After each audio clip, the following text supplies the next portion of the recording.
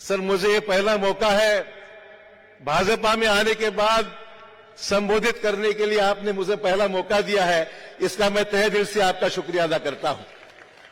आदरणीय देश के यशस्वी प्रधानमंत्री नरेंद्र मोदी जी, अमित भाई शाह साहब, जेपी नड्डा जी, हमारे देवेंद्र फडणवीस जी और बावनकुळे जी, इन सभी लोगों के आशीर्वाद से मुझे आपने इस परिवार में शामिल किया, उसके लिए लाख लाख धन्यवाद आपको यहां पर मैं देता हूं। और आने के बाद 24 घंटे के अंदर ही मुझे राज्यसभा में आपने काम करने का मौका दिया। मैं समझता हूं मेरे पे बहुत बड़ा विश्वास आपने यहां पर व्यक्त किया, जो मुझे यहां पर काम करने के लिए जिम्मेदारी मुझ पर सौंपी है, ऐसे मैं समझता हूं। और मैं आपको आश्वस्त करना चाहूंगा कि आप मराठवाड़े में आप यहां पर आए, चुनाव को सामने रखते हुए हम सबकी जिम्मेदारी है। मैं आपको आश्वस्त करना चाहूंगा कि सिर्फ मराठवाड़ा ही नहीं, पर महाराष्ट्र में जो आपने 400 पार का नारा लगाया है, उसमें बीजेपी और अलायंस महाराष्ट्र में सबसे ज्यादा सीटें लाएगी।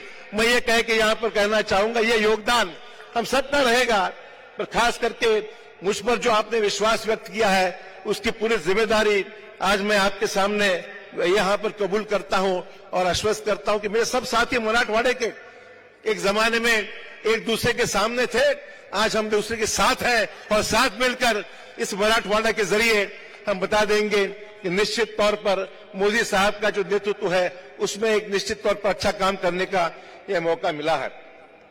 हमें प्रधानमंत्री जी का आभार मानना चाहिए, चाहे वो हमारे करार साहब हो, दानवे साहब हो।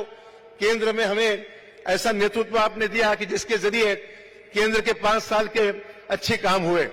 आदरणीय मोदी जी ने जो नारा लगा है विकसित भारत का, विकसित भारत, विकसित महाराष्ट्र और विकसित मराठवाड़ा, ये हमारा सबसे पहले एम होगा कि मराठवाड़े के लोगों की जो भूख है, विकास की भूख है, और उस विकास को पाने के लिए एक मजबूत नेतृत्व मोदी साहब के जरिए, आपके जरिए इस देश को मिला है।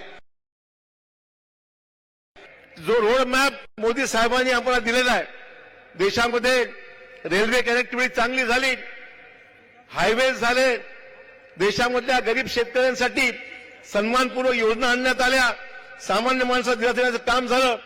मुंबईचा चेहरा मोहरा गेल्या 5-7 वर्षामध्ये चांगला बदलला गेलेला आहे। हे फार मोठं योगदान जे महाराष्ट्रामध्ये आपण दृश्य पाहतोय, प्रत्यक्ष पाहतोय, नुसती आश्वासनं नाहीत, प्रत्यक्षामध्ये ही सगळी कामं आपण अनुभवतोय, पाहत आहोत। आणि म्हणून या सगळ्या कामामध्ये जे योगदान राहिलंय, केंद्राचं एवढं मोठं समर्थन राहिलेलं आहे आपल्याला, की केंद्र सरकारच्या माध्यमातून गेल्या 10 वर्षामध्ये खूप जबरदस्त काम या देशामध्ये झालं। चेहरा मोहरा बदललाय, तीर्थक्षेत्रांचा विकास मोठा झाला, आपण सर्व अनुभवतोय, हे पाहतोय।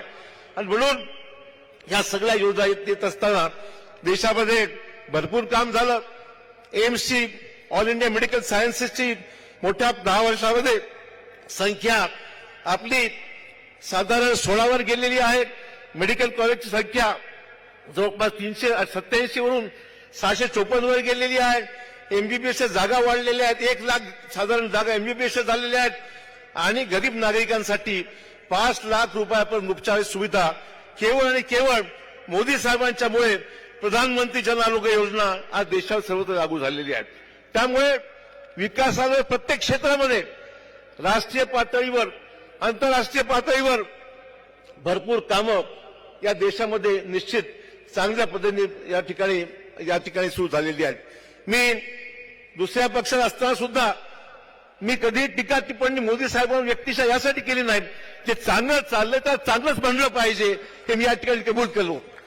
या ठिकाणी दानवे साहेबांचं काम असेल, वंदे भारत एक्सप्रेस ही मराठवाड्यात आणण्याचं काम जर कोणी केलं असेल तर आमच्या दानवे साहेबांनी खूप योगदान दिलं। या ठिकाणी कराड साहेबांनी मोठं काम या ठिकाणी मराठवाड्यात केलं। हे योगदान साधं सुद्धा योगदान नाहीये, संधी मिळाली, संधीचं सोनं केलं आणि मराठवाड्याला न्याय द्यायचं काम केलं। अनेक प्रश्न आहेत, सर्वांचा वापर मी या ठिकाणी करणार नाही, परंतु मराठवाडा कृषीप्रधान क्षेत्र आहे। या भागात अनेक समस्या अजूनही आहेत ते पूर्ण आपल्याला करायचे आहेत.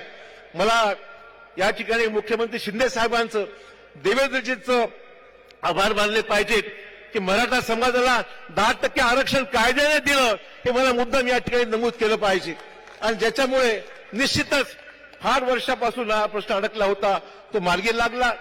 सगळ्या सोयऱ्यांचा विषय सुद्धा कायदेशीर प्रक्रिया पूर्ण करून तोही मार्गी लागणार आहे, यावर शंका आम्हाला नाहीये. आणि म्हणून निश्चित जे चांगलं चाललंय त्याचे या ठिकाणी आव्हान नक्की मानले पाहिजेत. मात्र मी जास्त वेळ या ठिकाणी घेणार नाहीये, परंतु विकसित भारताच्या स्वप्नपूर्तीसाठी अब की बार 400 पार, अब की बार. तर मित्र, अधिक वेळ मी न घेता, वेळेची कमतरता असल्यामुळे अधिक वेळ मी घेत नाही. या ठिकाणी शहासाहेबांचं मनपूर्वक या ठिकाणी स्वागत करतो आणि आपल्या सर्वांना आश्वस्त करतो, मिळून काम करूया आणि मराठवाड्यात दाखवून देऊया की सर्वच्या सर्व जागा आपल्या युतीच्या आपण निवडून देऊ. जय हिंद, जय महाराष्ट्र.